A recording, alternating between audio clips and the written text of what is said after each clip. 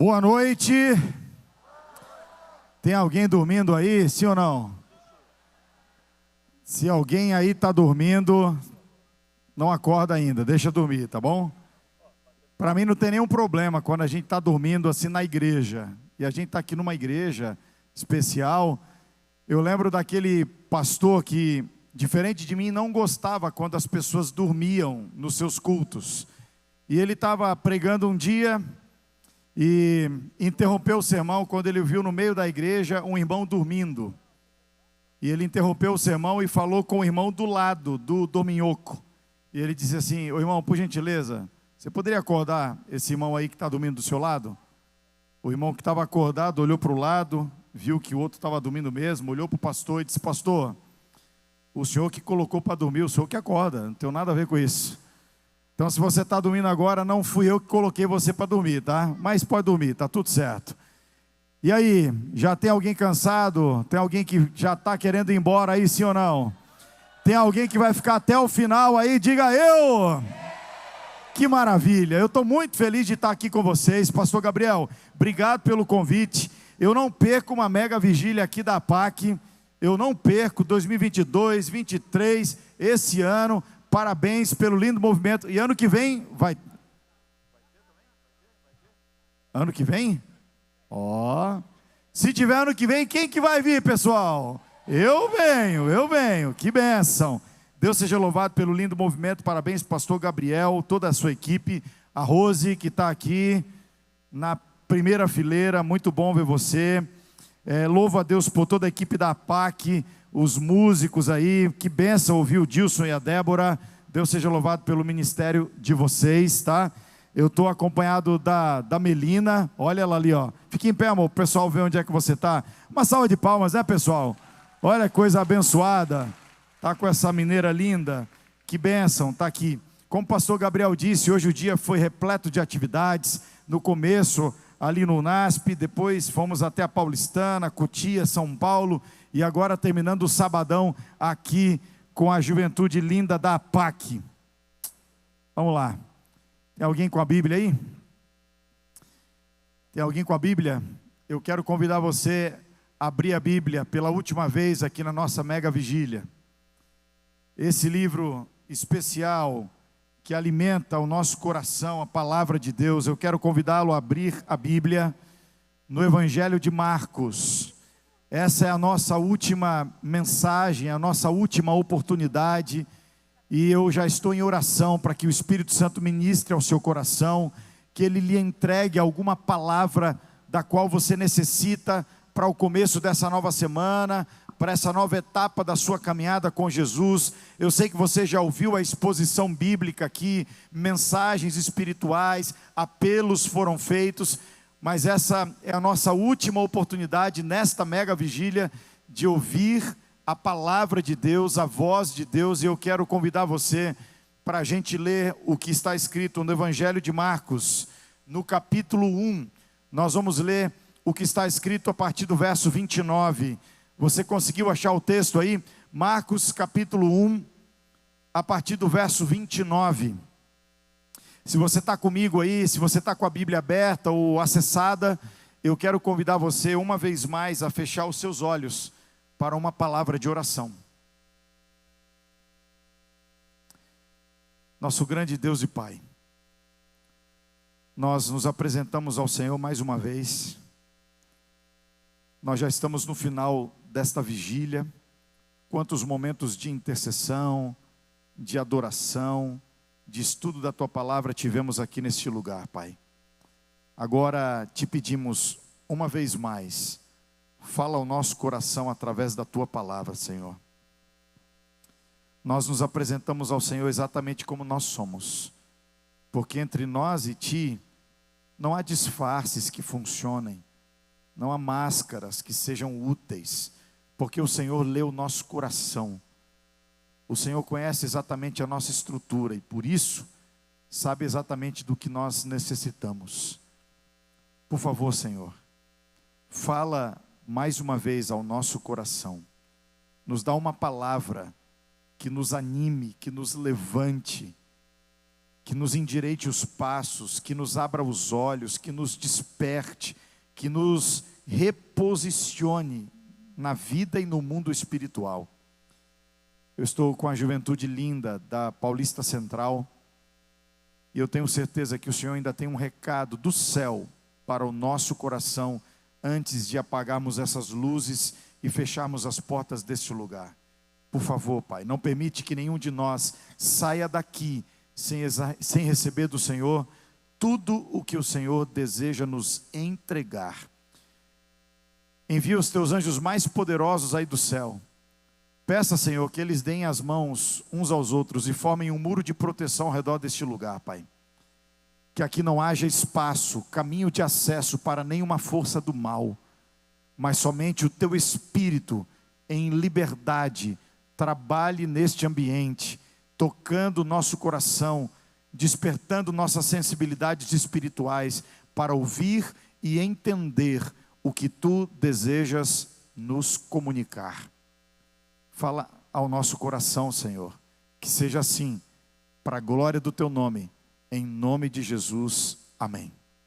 Amém. Evangelho de Marcos, capítulo 1, a partir do verso 29, a Bíblia diz assim: E saindo eles da sinagoga, foram com Tiago e João, diretamente para a casa de Simão e André. A sogra de Simão achava-se acamada, com febre, e logo lhe falaram a respeito dela. Então, aproximando-se, tomou-a pela mão, e a febre a deixou, passando ela a servi-los. Até aqui. Imagine que sexta-feira à noite, você está na sua casa, e você recebe uma mensagem de texto no celular. É o grupo de comunicação da igreja que você frequenta. E nessa mensagem, na minha história imaginária, o que está escrito é assim: olha, amanhã, você que é membro da igreja tal, por favor, chegue cedo, porque nós vamos ter um culto especial. Depois que o culto acabar, Deus vai estar em pessoa lá na igreja. Depois que o culto acabar, Deus vai estar lá e Ele vai atender cada membro durante 30 minutos. Você imagina que nesse dia aí ninguém na igreja falta ao culto. Porque imagina você conversar com Deus pessoalmente.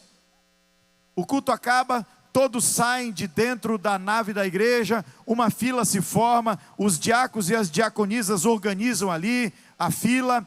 Daqui a pouco passa um diácono entregando um papel, uma folha de papel para cada um dos membros, e depois uma diaconisa passa atrás entregando uma caneta para cada um dos membros, e o anúncio é reforçado: ó, a gente vai fazer uma fila, tem os prioridades, tem os maiores de 60 anos, cada um vai ter 30 minutos lá dentro, sozinho com Deus.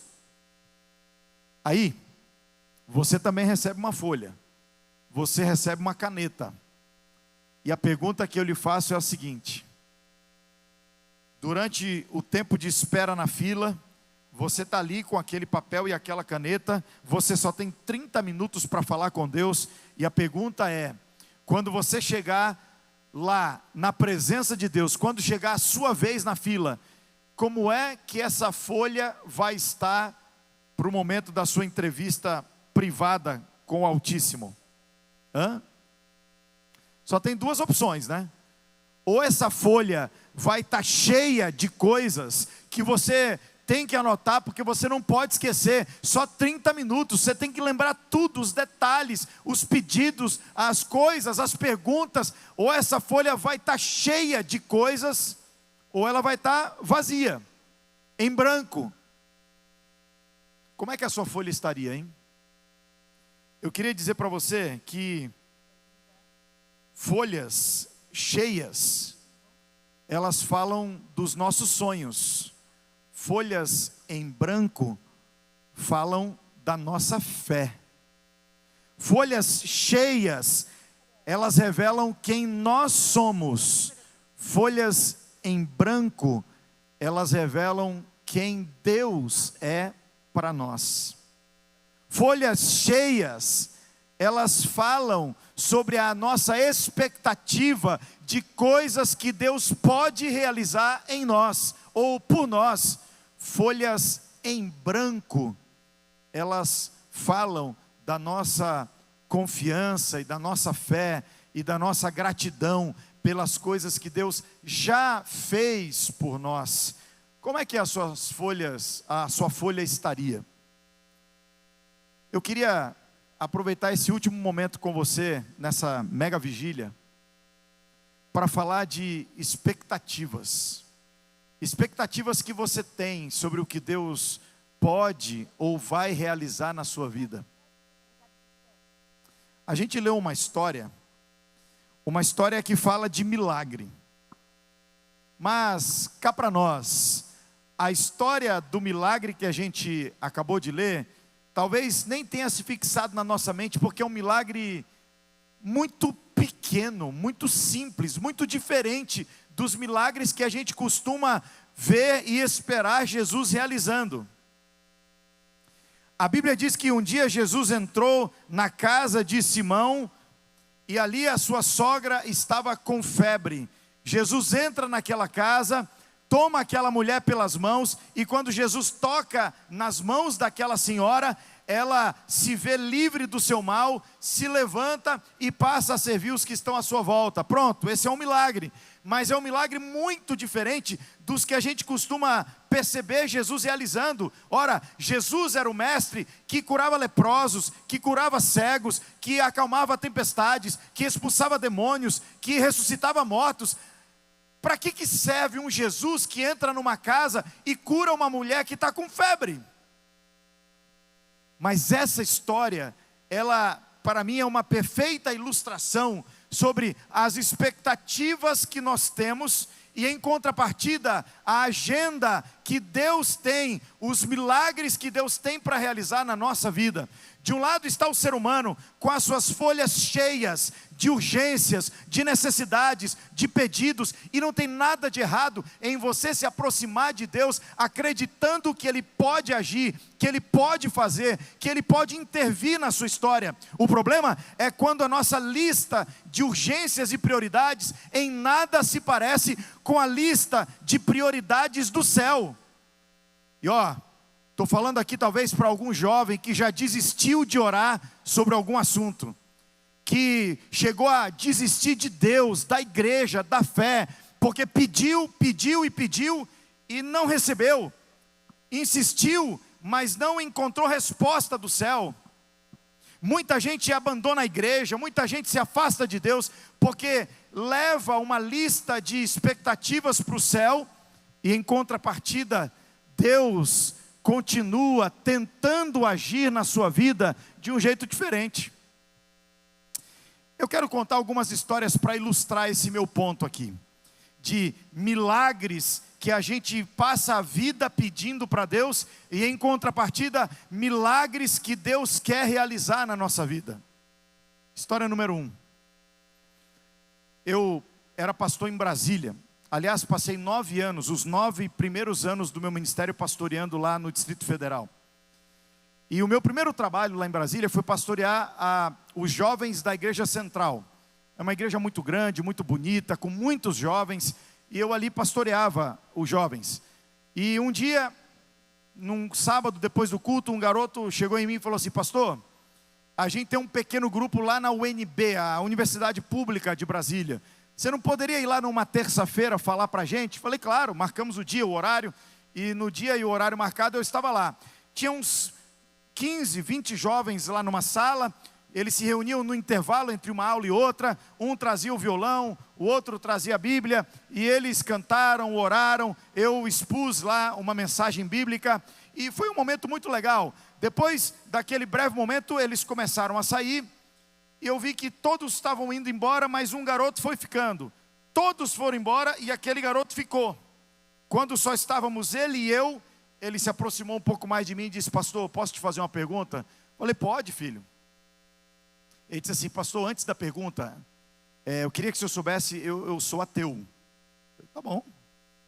Falou, mas eu também queria que o senhor soubesse que eu já li a Bíblia inteira, mais de uma vez. Falei, peraí, a conversa está ficando boa, peraí. Falei, você é ateu? Sim. Você já leu a Bíblia inteira? Falou, mais de uma vez. Falei, grava aqui uma mensagem para os jovens lá da APAC, porque eles dizem que são crentes, mas não lê a Bíblia toda. Só posta um versinho ali, um salminho ali por dia e tal. É igual outro dia que alguém me falou assim, sabe qual é a diferença dos fãs de Jesus para os fãs de Harry Potter? A diferença é que os fãs do bruxo, pelo menos, para dizerem que são fãs dele, tem que ter lido os livros. Tem muita gente que diz que segue a Jesus, mas não leu o livro. Tá, mas deixa eu voltar para a história. O garoto falou assim, pastor, eu já li a Bíblia, e lá na Bíblia tem uma história que diz que Jesus, que a Bíblia diz que é Deus, né?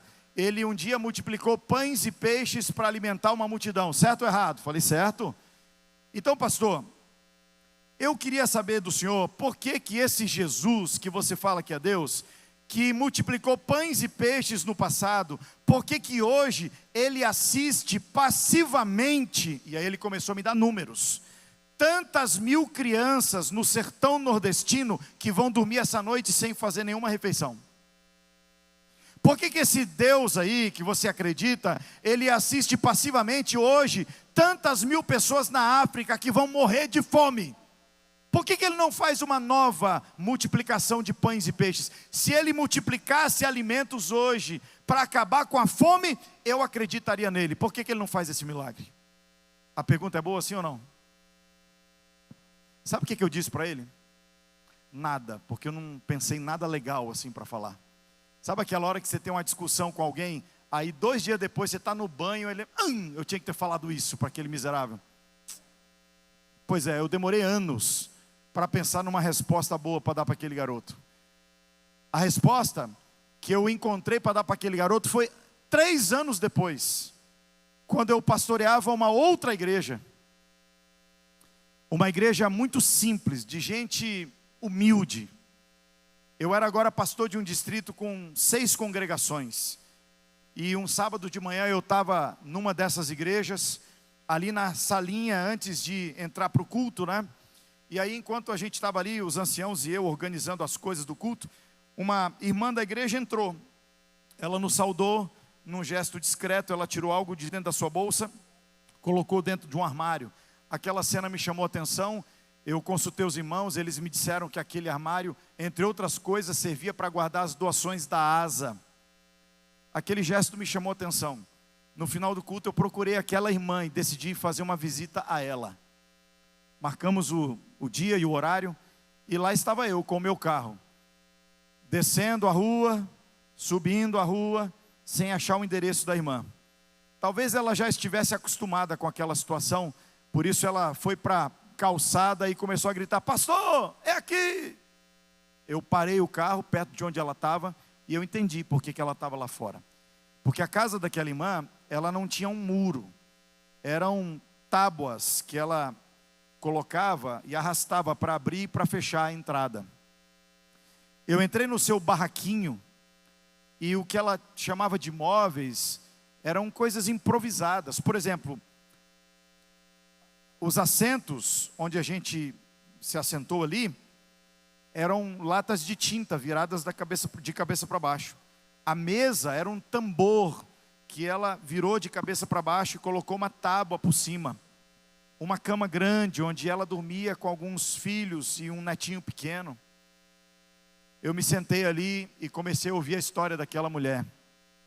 Ela me contou como ela conheceu o Evangelho, como ela entrou na igreja, me contou da sua luta diarista, ganhava algo em torno de um salário mínimo na época, e como ela sustentava filhos e um neto também.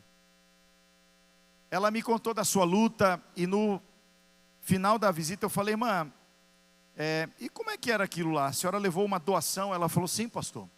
Todos os meses, quando eu recebo meu salário, eu separo, ouça o que eu vou dizer, tá? Eu separo os dízimos e as ofertas. E depois de separar os dízimos e as ofertas, eu separo uma parte do que eu ganho para comprar alimentos para pessoas que, acreditem, na visão dela, tinham menos do que o que ela possuía.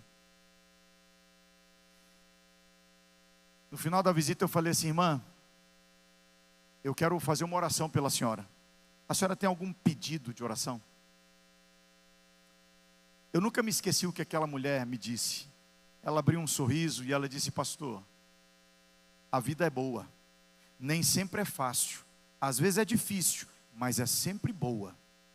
Eu tenho mais do que preciso para viver, mas se o Senhor quer orar por mim, peça assim: que Deus me use para abençoar o maior número de pessoas enquanto eu tiver vida. Sabe o que eu aprendi naquele barraquinho? Quando um filho de Deus olha para o que tem nas mãos e entende que o que tem nas mãos foi dado pelo céu, não simplesmente para satisfazer as suas necessidades ou seus desejos egoístas, mas quando entende que o que tem nas mãos foi dado por Deus, inclusive para ser resposta para a necessidade de alguém que está do lado. Pode ser que não se ouça nenhum aplauso, pode ser que isso não encha nenhuma igreja, pode ser que não saia na capa de um jornal, mas ali acaba de acontecer uma nova multiplicação de pães e peixes. Quando alguém dá um passo para fora de si mesmo, quando alguém se liberta das algemas dessa geração que nós vivemos, uma geração de acumuladores. Nós acumulamos na despensa, nós acumulamos no guarda-roupa, nós acumulamos no corpo, nós temos mais do que precisamos, nós damos outros nomes para o nosso egoísmo, chamamos de coleção, chamamos de predileção. Não, é egoísmo. Quando o Espírito Santo age e faz um filho de Deus repartir o que tem para abençoar quem tem menos, ali acaba de acontecer um milagre. Sabe qual é o problema? Esse é um milagre pequeno, é um milagre simples, é um milagre particular, mas talvez seja o tipo de milagre que Deus quer realizar. História número 2. Estava fazendo uma semana de oração numa escola adventista. Estava falando para adolescentes. E na sexta-feira de manhã, no meu último encontro com aquela moçada, no final alguns pediram para falar comigo. E um deles era um garoto de 17 anos, estava no 3º ano do ensino médio. E ele falou assim: pastor, eu vou fazer vestibular, mas eu sinceramente não faço ideia do que eu tenho que fazer na minha vida. Mas pastor, eu já li na Bíblia que no passado Deus mandava anjo, Deus dava sonho, Deus fez até uma jumenta falar, Deus fez uma mão escrever na parede. Por que Deus não me mostra hoje claramente o que eu tenho que fazer? Se Deus me desse um sinal, se Ele fizesse um milagre para me mostrar o que eu tenho que fazer, eu acreditaria mais nele. Por que Ele não faz esse milagre? É uma boa pergunta, sim ou não? A vida não seria mais fácil se a gente perguntasse assim: Deus, com que eu tenho que me casar? E aí aparecesse, plim, uma luz assim em cima daquela criatura, né? Um facho de luz assim, ó, é ela, é ele e tal. A gente queria resolver nossa vida assim, né? Eu vou contar uma história para vocês aqui, não toca não, viu? Eu vou contar uma história para vocês aqui, eu vou contar como lenda.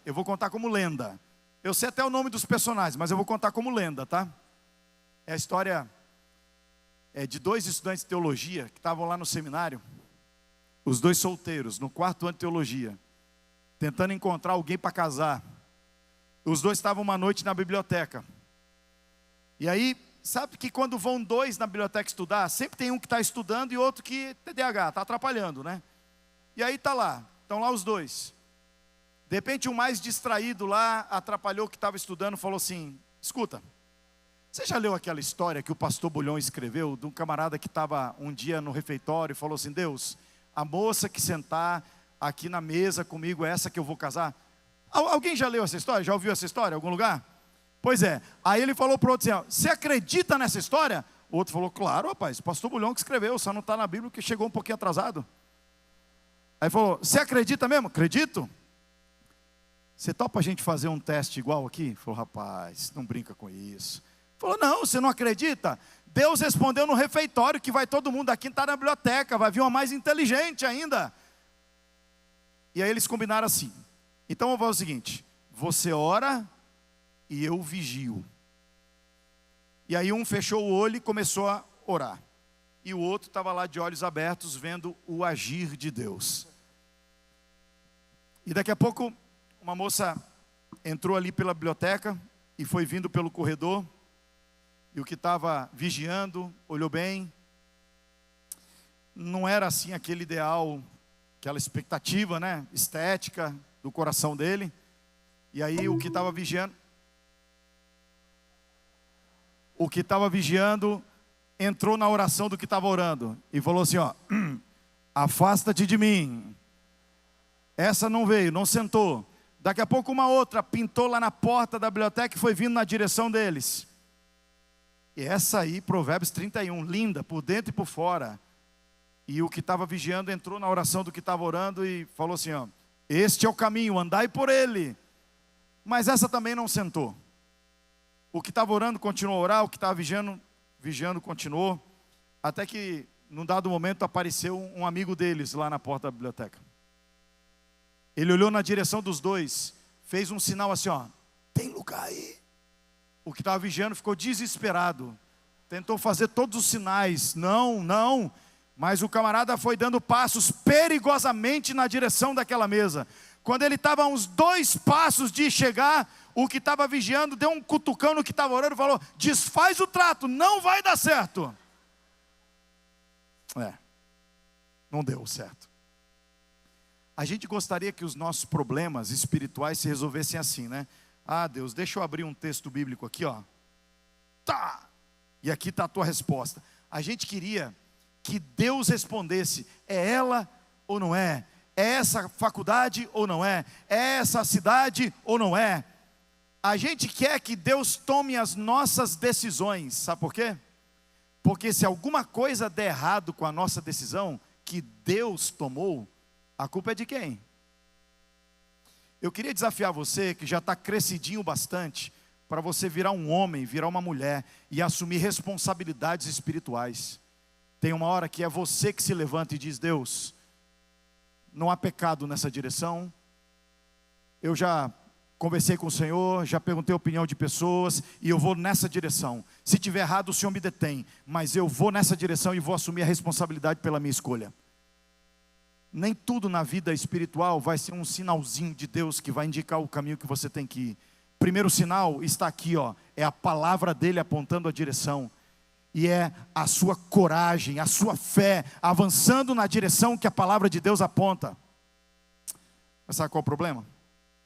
Quando alguém se levanta e toma esse livro, e faz desse livro a regra de fé, para dizer sim, para dizer não, para avançar e para recuar, para continuar ou para colocar um ponto final na história. Quando alguém abre o coração para a palavra e faz da palavra a base das suas escolhas, geralmente não se ouve nenhum aplauso, geralmente não sai na capa de nenhum jornal. Sabe por quê? Esse é um milagre simples, é um milagre comum, é um milagre particular, mas talvez seja o tipo de milagre que Deus quer realizar. História número 3. Eu estava em Brasília, realizando um funeral. Naquele dia, era uma cerimônia muito desafiadora, porque uma mãe sepultava uma filha, uma jovem. Se um filho sepultar um pai, já é uma tragédia. Quando um pai sepulta um filho, a tragédia consegue ser mais devastadora. Mas ali estávamos nós. Eu falei algumas palavras, os irmãos começaram a cantar músicas sobre a volta de Jesus, sobre o céu, sobre esperança. O caixão ia descendo, e enquanto a gente cantava sobre o céu, a poucos metros dali, um outro sepultamento acontecia. E de onde nós estávamos, era possível ouvir os gritos desesperados de uma outra mulher. Eu não sei quem era. Eu não sei se ela estava se despedindo do pai, da mãe, do marido, de um filho, eu não sei. Eu só sei que de onde a gente estava, dava para ouvir os urros, os berros, os gritos daquela mulher. O desespero dela se misturava com a esperança dos irmãos, mas nessa mistura esquisita, a irmã que sepultava a filha se aproximou de mim e ela falou assim: pastor, por que Deus não curou a minha filha? Tá bom, pastor, tá bom. Deus não curou. Por que o senhor não faz uma oração para ele ressuscitar a minha filha? Jesus não ressuscitou tanta gente no passado? Por que Ele não ressuscita a minha filha? Se Jesus ressuscitasse a minha filha, eu acreditaria que Ele me ama, que Ele tem planos para a minha família, que Ele está acompanhando a história da minha família. Por que Deus não faz esse milagre, pastor? É uma boa pergunta, sim ou não? Sabe o que eu disse para ela? Nada. Eu aprendi que em sepultamentos as palavras são desastradas e elas não consertam nada. Eu só fiquei parado do lado daquela mulher, eu abracei, eu chorei com ela e eu fiquei do lado dela até a última pessoa ir embora. A resposta para a pergunta dela eu só construí muitos anos depois. Eu não pude dizer para ela, mas eu vou dizer para vocês. O milagre que Deus quer realizar na sua família não tem que ver com os que morreram, mas tem que ver com os que estão vivos e esqueceram o jeito certo de viver. Talvez na sua casa Deus não planeje ressuscitar alguém que você enterrou, mas talvez Ele queira ressuscitar o diálogo que já não existe. Talvez Ele queira ressuscitar a cumplicidade, o amor. Talvez esteja falando aqui para algum jovem, para algum casal que está aqui nessa vigília, mas tem planos de divórcio. Deus quer realizar um milagre na sua casa. Nesses meus anos de ministério, eu já me assentei com muitos casais que disseram assim: pastor, nós vamos nos separar. Eu disse: por quê? A resposta que eu mais ouvi esses anos todos foi a seguinte: é que o amor acabou. Agora, o que eu disse para esses casais, eu vou repetir hoje à noite, porque talvez alguém aqui precise ouvir. Ei, não é o amor que determina a duração da aliança, é a aliança que determina a duração do amor. O amor morreu na sua casa? A Bíblia fala de um Deus que é capaz de ressuscitar amores. Ele pode fazer um milagre na sua casa. Ele pode fazer um milagre no seu casamento. Sabe qual é o problema com esse milagre? É um milagre simples, é um milagre comum, é um milagre particular, mas talvez seja o tipo de milagre que Deus quer realizar. Eu podia passar o resto da noite aqui contando histórias para vocês de milagres que a gente espera que Deus faça, mas em contrapartida, os milagres que Deus tem na agenda dele. O problema é quando esse desencontro fere a nossa fé. O problema é quando essa desarmonia de expectativas nos faz desistir de Deus. Mas você está aqui nessa vigília. Eu vim hoje à noite aqui falar em nome de Deus a você, dizendo: filha, filho, Deus tem milagres para realizar na sua vida. Não paralisa com essa folha cheia de planos, de ideias, de pedidos, de carências, de urgências. Não. Eu quero desafiar você hoje a entregar uma folha em branco para o Deus do céu, dizendo: Senhor, eu tenho sonhos, eu tenho vontades, eu tenho necessidades, mas eu sei que o Senhor conhece a minha vida, o Senhor sabe o que é melhor para mim, o Senhor tem poder para fazer milagres em mim. Eu não quero, Pai, os milagres que eu estou pedindo, eu quero os milagres que eu preciso para glorificar o Teu nome e para cumprir o Teu propósito na minha vida. Sabe o que eu gosto da história da sogra de Pedro? É que, presta atenção na história, ela parece meio sem graça, mas presta atenção. Jesus entrou na casa de Pedro, a sogra estava lá, ela estava com febre acamada, Jesus tocou na sua mão. Quando Jesus tocou a sua mão, ela imediatamente se percebeu livre do seu mal. E o texto diz que ela se levantou e passou a servi-los. Tem um milagre aqui. Quando ela percebeu o pequeno milagre recebido, ela se levanta e passa a servir os que estão à sua volta. Sabe por quê? Quando a gente percebe as coisas que Deus já fez e já está fazendo na nossa vida, a gente toma uma decisão, a gente se levanta e passa a ser uma resposta do céu para aqueles que estão à nossa volta. Porque no final das contas, o maior milagre não é o que a gente recebe, o maior milagre é o que a gente se torna. É isso que Deus quer fazer na sua vida. É como a história daquele garoto. Era para você começar a tocar agora, tá? É como a história daquele garoto. Essa é uma história que alguém criou para ensinar uma lição. Uma história criada. Ela circulou na internet alguns anos atrás. Mas eu gosto de lembrar da história daquele menino que era muito criativo, cheio de imaginação. E a sua brincadeira predileta era se encontrar, pelo menos em sua imaginação, com super-heróis, com seres de outros planetas, com personagens do passado. A mãe já estava acostumada com aquela brincadeira, mas ela se assustou num dia, quando o garoto acordou, foi até a cozinha e disse: mãe, hoje eu vou sair para brincar, mas hoje eu vou me encontrar com Deus. A mãe disse: filho, reverência com essa palavra, não brinque com isso. Falou: não, mãe, eu vou me encontrar com Deus. Tá bom, filho, tá bom. Pega aqui o lanche, não vai muito longe e não demore, tá? O garoto colocou o lanche na mochila, subiu na sua bicicleta, abriu o portão da casa, começou a pedalar e começou a desbravar aquele território além dos portões da sua casa. Cada quadra que ele pedalava era como se fosse uma galáxia nova, se descortinando diante dos seus olhos curiosos.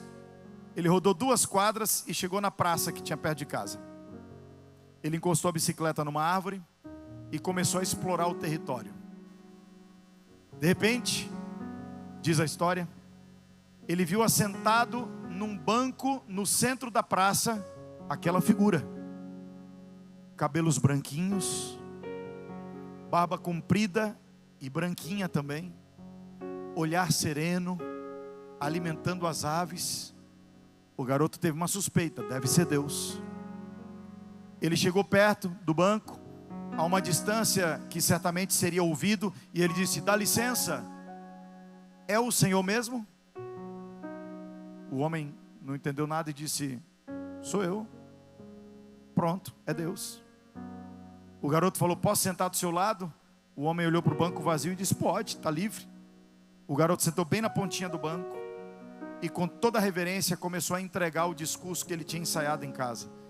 Ele disse: eu acho que um dos meus maiores sonhos era encontrar com o Senhor, sabia?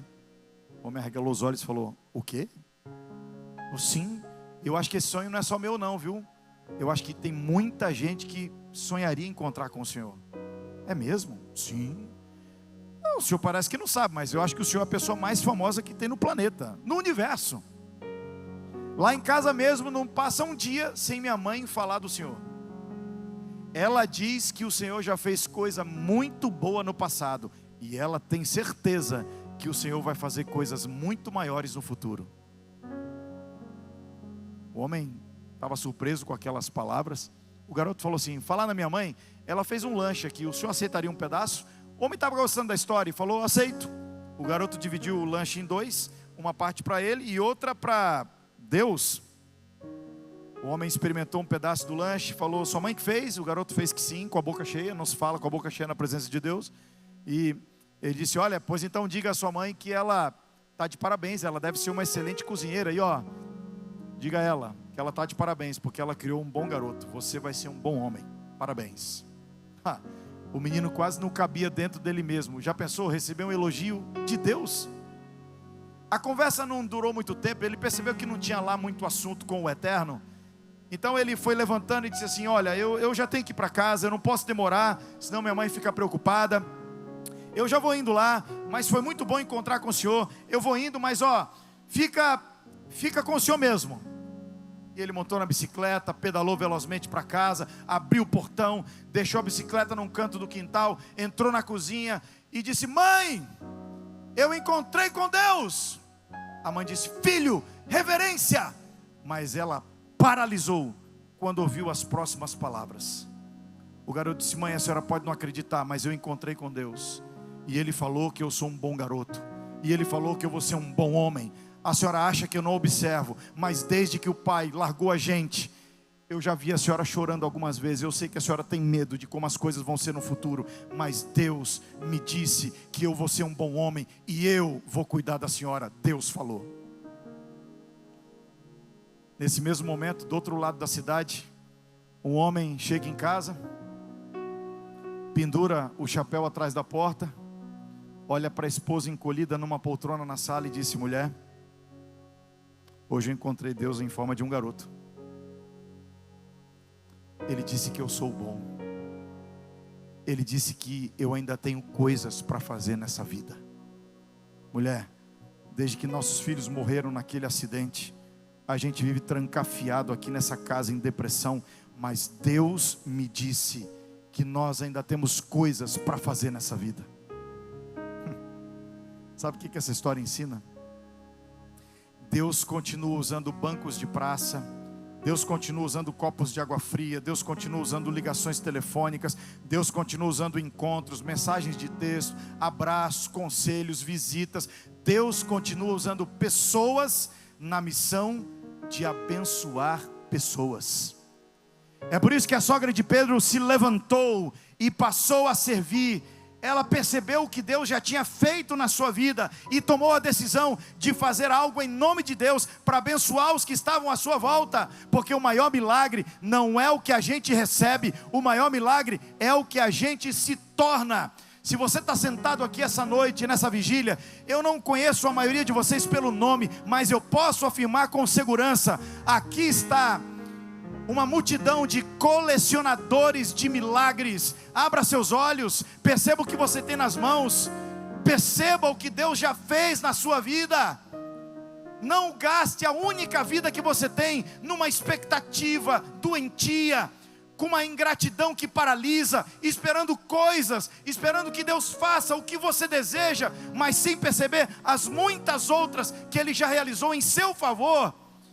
Eu quero rogar em nome do céu para você essa noite, querido jovem da Paulista Central. Olhe para o que Deus já fez na sua vida, perceba os pequenos toques que Deus já realizou na sua vida, e se levante em nome do céu, para ser uma resposta do céu para necessidades que há agora mesmo aqui nessa terra. Quer que eu te diga uma coisa? São 10h40 da noite, e agora mesmo, aqui nessa cidade e nessa região, enquanto nós estamos aqui sentados nesses bancos confortáveis, agora mesmo, tem uma mãe solo em uma cidade perto aqui dessa igreja, 2 filhos pequenos, vendo a despensa esvaziar e vendo os boletos se avolumarem na mesa. Ela olha para o céu e diz assim: Senhor, eu não sei o que fazer, eu preciso de um milagre. Enquanto a gente está aqui agora mesmo, tem um idoso sozinho numa casa, já não é visitado pelos filhos desde o fim da pandemia. Ele está definhando, solitário, depressivo, enfermo.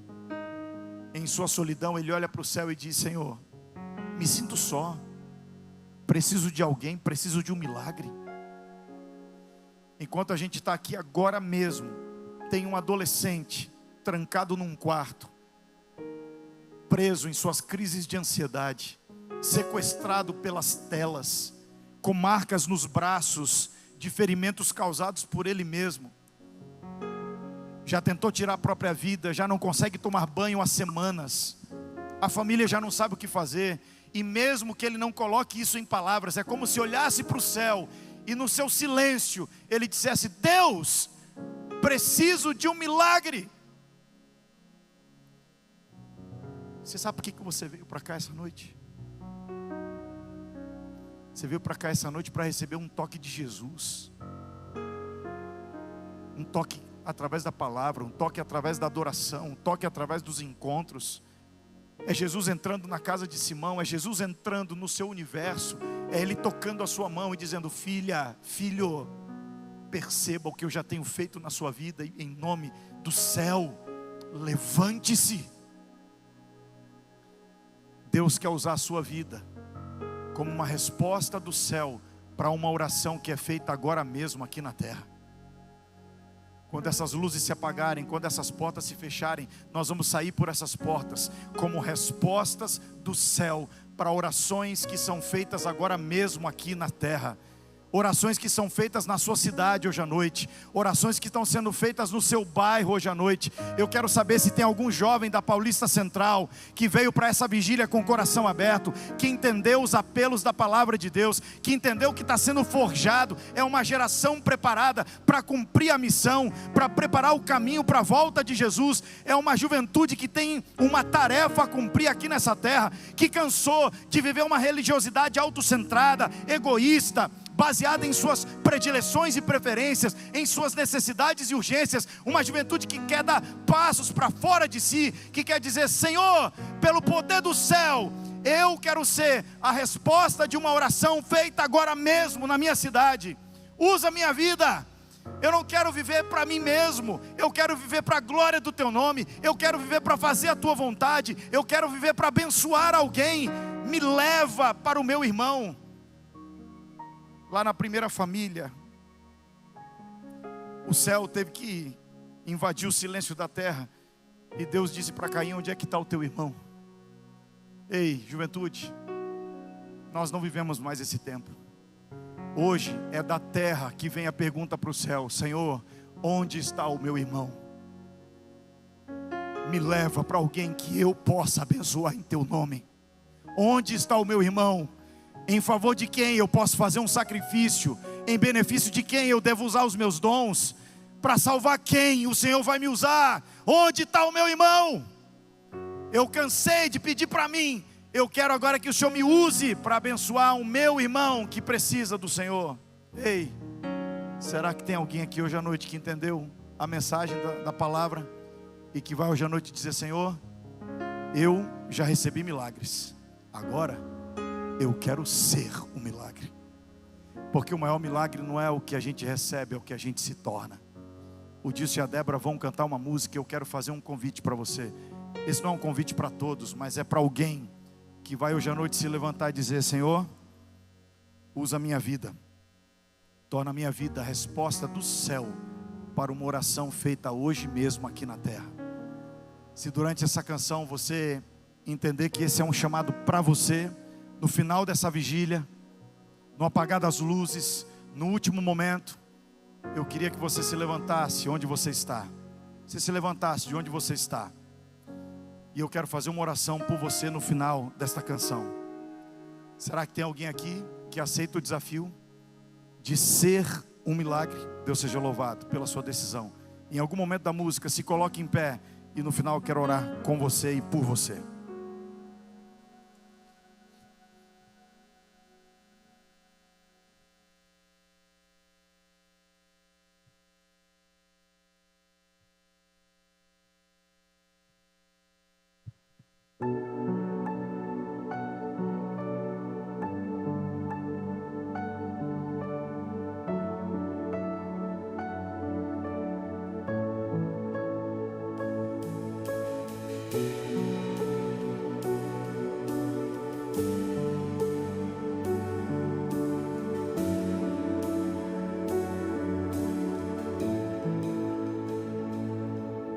Sempre ouvi falar de um Deus supremo que faz milagres, um Deus que pode tudo e atende as minhas necessidades.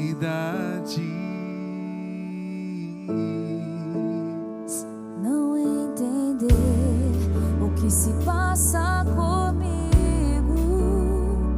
não quer dizer que Ele não está agindo. Viver em fé, acreditar no poder de Deus, só pela fé que viverei o impossível.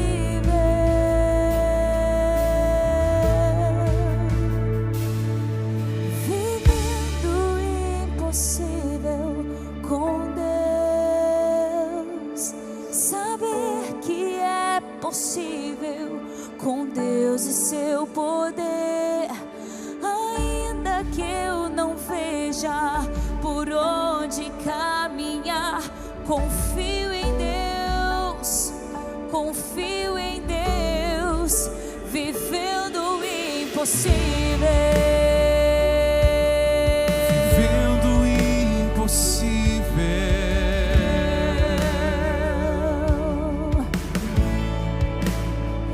Não entender o que se passa comigo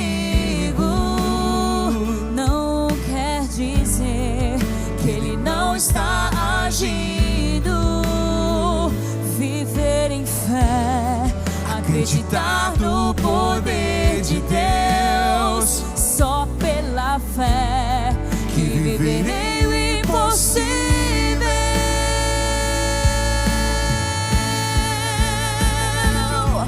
Vivendo o impossível com Deus,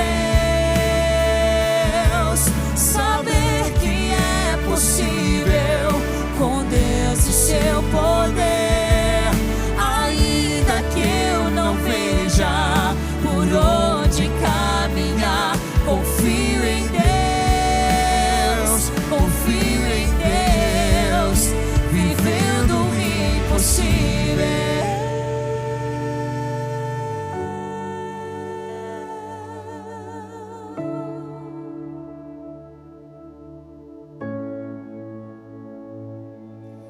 Mesmo que meus olhos não possam ver além, confiarei em Ti.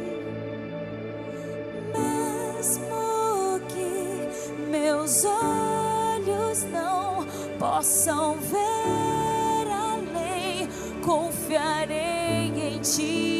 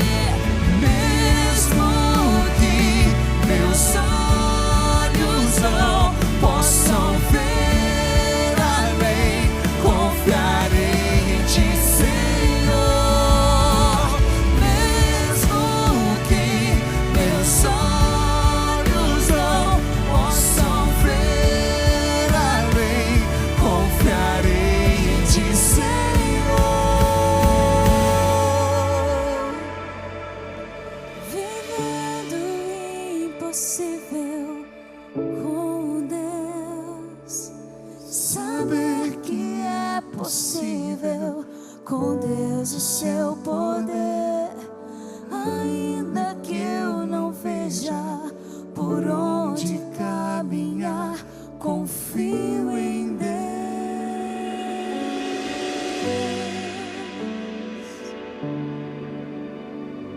Amém. Vamos orar. Nosso grande Deus e Pai, ó Senhor, Tu sabes o que nós precisamos, porque Tu conheces o futuro e Tu desejas mais do que tudo a nossa salvação. Ajuda-nos a confiar em Ti e a ter os olhos atentos para Teus atos de amor, atos muitas vezes miraculosos em nosso benefício, Pai. Ao perceber cada um dos teus milagres, ajuda-nos a levantar para sermos resposta do céu a orações feitas na terra. Torna a nossa vida milagres para aqueles que nos cercam, Pai. Toma cada um desses jovens em Tuas mãos, e que ao sairmos por essas portas afora, saiamos de mãos dadas com Cristo Jesus.